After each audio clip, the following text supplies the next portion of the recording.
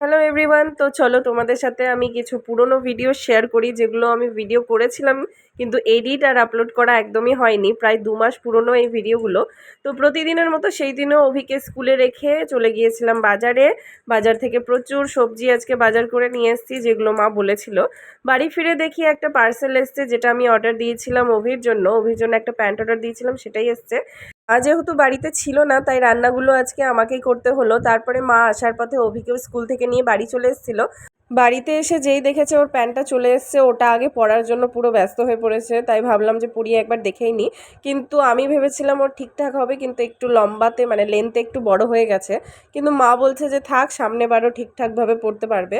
এখন তো ওর বাড়তি বয়স, 2 দিন পর পরই লম্বা হবে, তাই ভাবলাম যে ঠিকই আছে, রেখে দিই।